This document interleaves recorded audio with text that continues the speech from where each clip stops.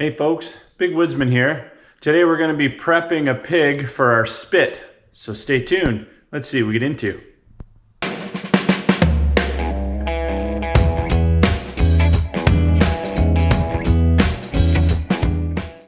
So a while ago I posted a video of barbecuing a pig on a rotisserie spit, and I have quite a few people ask me, how did you prep the pig? How did you get it ready for the spit?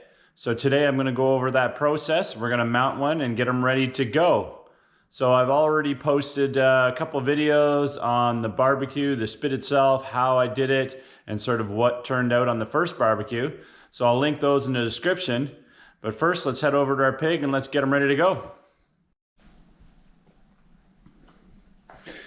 So we're here in the shop. It's not every day that you can put a 100-pound pig in a cooler, so I've made this giant one out of rigid styrofoam, and this is what I put them on ice in every year. Works super, super well.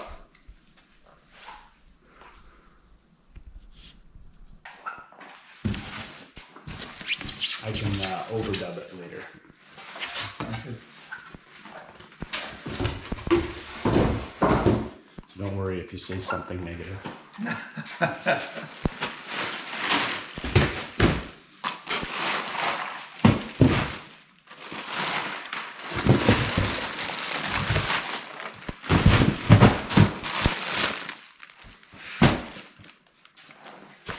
You want the front half? Sure. Okay. You may want to come this side. Okay. Yeah, because we're just going to transfer them. Got it. I don't take the front half, I guess.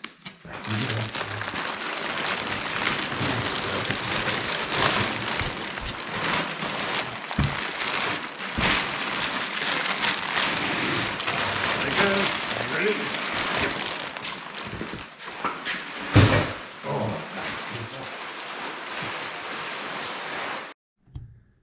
Record and I'll edit out whatever I need to later. So the first thing we're going to do is unwrap him, lop his legs off, and then mount him on the rod. Sounds great.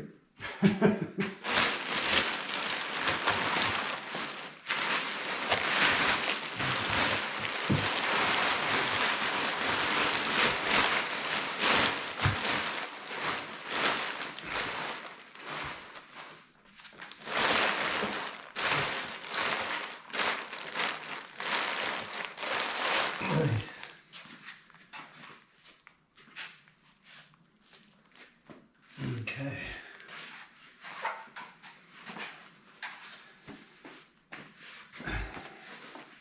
If you want to grab the paper towel and wipe all that up in this cavity. Sure. So before we go much further, the first thing we're going to do is spray the pig down with apple cider vinegar. We're going to wipe all that off, and what that does is basically kill any bacteria that may be lingering on the pig, so that way he's prepped and safe, ready to go on the barbecue. Give us one of these.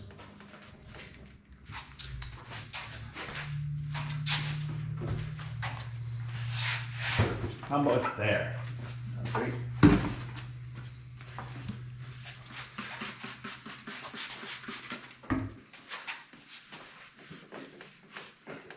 Just a little paper towel's not right here, second bit. No, I only brought a few. I guess it'll work for all we're doing. Yeah. Sounds good. Okay, can we Yep. rotate him?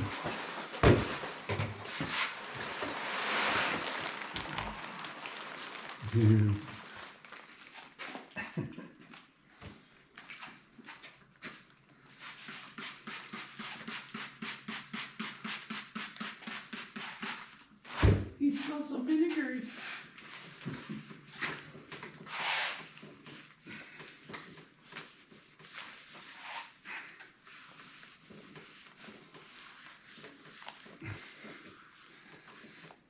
Art was offering me up a free one again.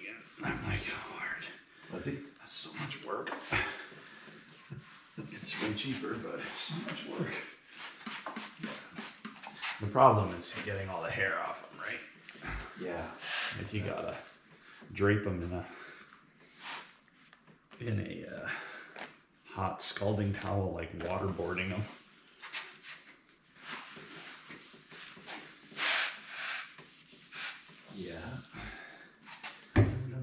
which seems a lot.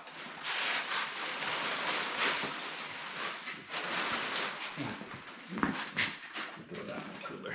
Yeah. I'll have to wash all that out anyway.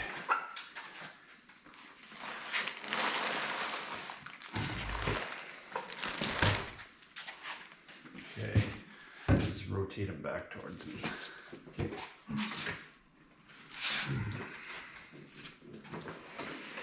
Oh, Jesus. All right, is this kidneys in here? Yep. So I'll have to take those out and chop his feet off and take his tongue out. I find that doesn't go so well. Okay. Okay. What do I have right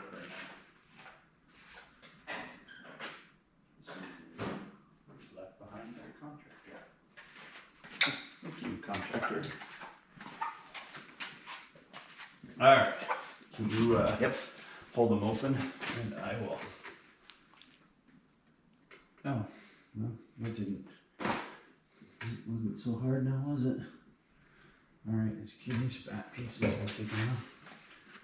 So now that it's completely wiped down and basically sanitized, first thing we're going to do is cut off the excess tongue. We're going to remove that because we don't need that. And then we're going to remove his legs at the knee joint. That way they don't get stuck on the rotisserie. I don't know who those people are. Fair enough.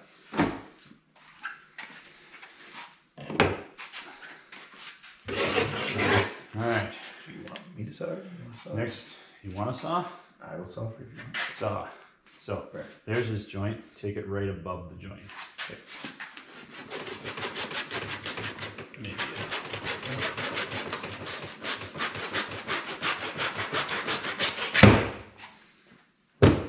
One down. Right there. Yep. Yeah, it's easier to go through the bone above the joint than it is go through the joint. Yep. Alright, let's see if we need to rotate slightly.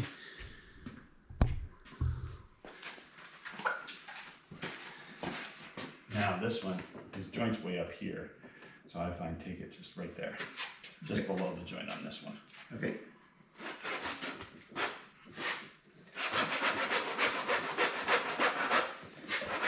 This is a $10 hardback saw I bought from Canadian Tire 25 years ago, and I have cut through insurmountable skulls with it for timing and everything, and this fucking saw just keeps on going. It was here. Yeah, right there. It works quite well. Isn't that crazy? It's never been sharpened, never anything, and I've cut through so much fucking bone with it.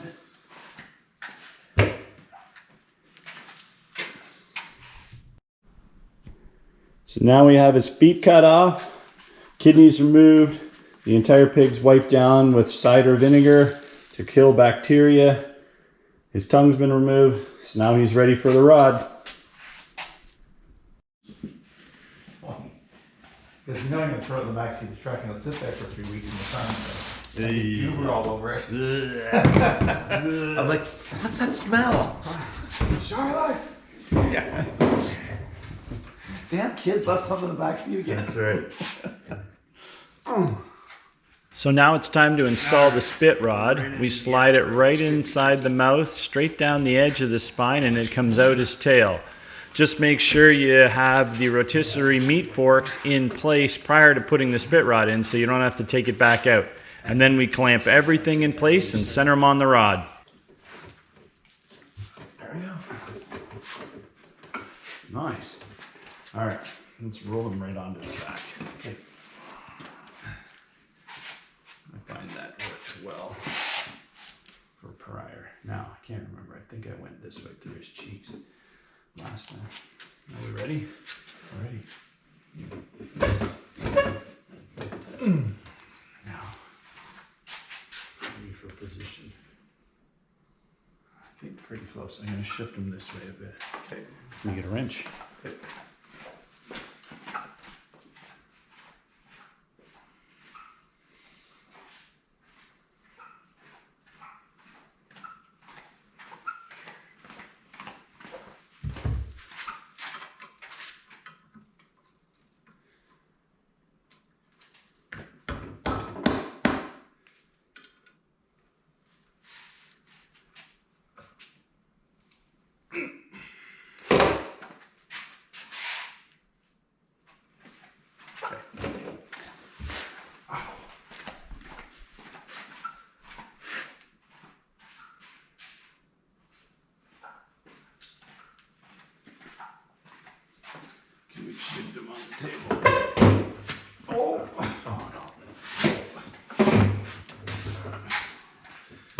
There we go. Good, good, good. Jeez. It's not happy with that. No. He's stuck. I wonder. Hang on. Yeah, this one for the head last time. All right.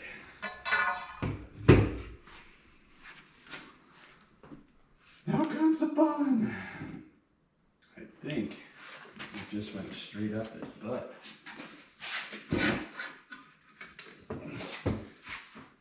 Boy. Like so.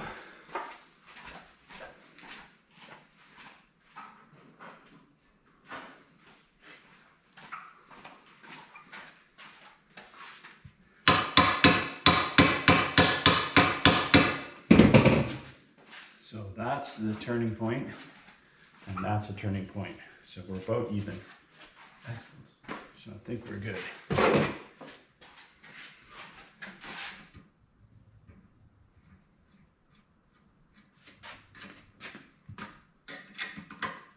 Jake and I are debating how many more of these we're gonna do. It's a lot of work. It's crazy.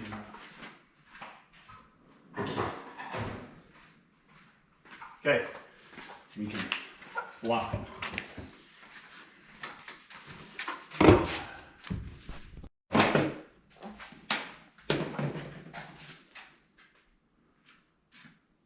So now that we have the spit rod in, the pig is centered, we've got both rotisserie meat forks in place at the head and at the tail. The next thing that I like to do is go ahead and mount U-bolts that go right over top of the spine and bolt tightly to the rod. That actually went quite well. So we want to do the same thing somewhere back about here. Ooh, nailed it. Okay, that's the rod. Okay. I'm sorry. No, it's okay. You need vice-like grip on that one. I tried cleaning up the threads, but they didn't like the idea. That happens.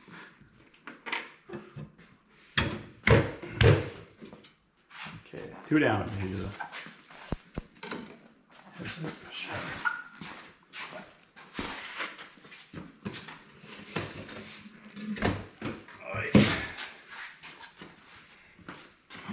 Look at here.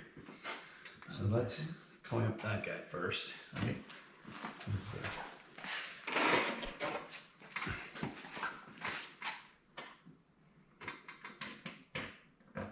you know what? Here you go. I'm gonna bring this right. That's what I need my rudder table.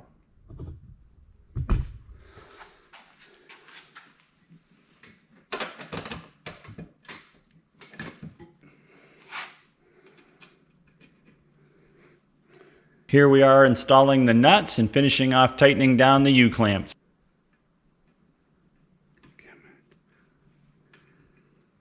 I think Daryl's happy with the idea. That's all great. It's just Good. getting HR to work out the details. Right. Once it gets past that A little bit. rough spot, we should be okay to spin it by hand.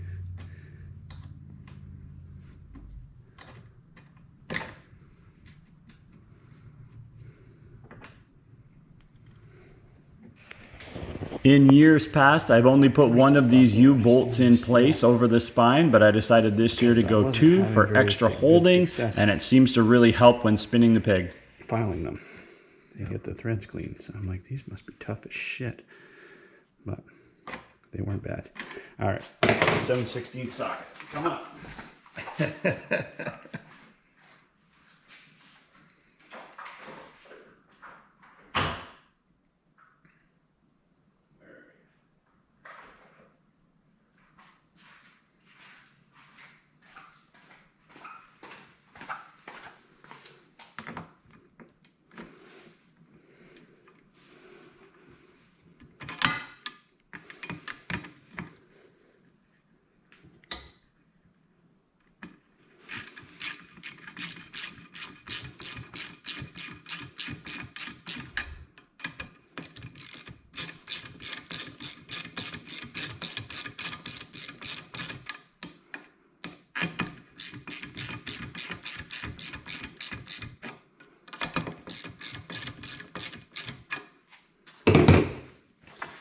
One down. So here we are, we have the bar mounted through the pig. We came in through the mouth and right out through the tail. We have our first spit holder on the front. And then our next one is in the back. We have them centered on the rod. But the important part that I like to do that most people don't is I put a giant U-bolt right over the spine. So in this case, we have 2 U-bolts holding the spine. Keeps everything centered on the shaft. So let's put them on the barbecue and give them a spin.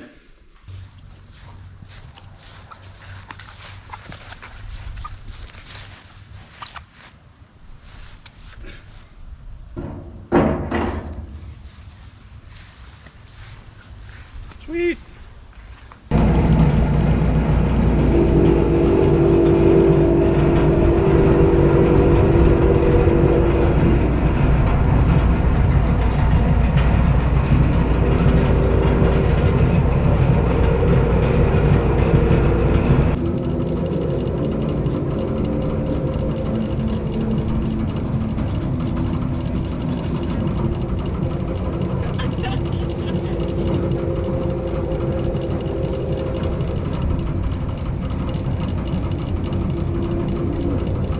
Well, there you have it, folks. That's how you mount a pig on a spit rod for a rotisserie barbecue.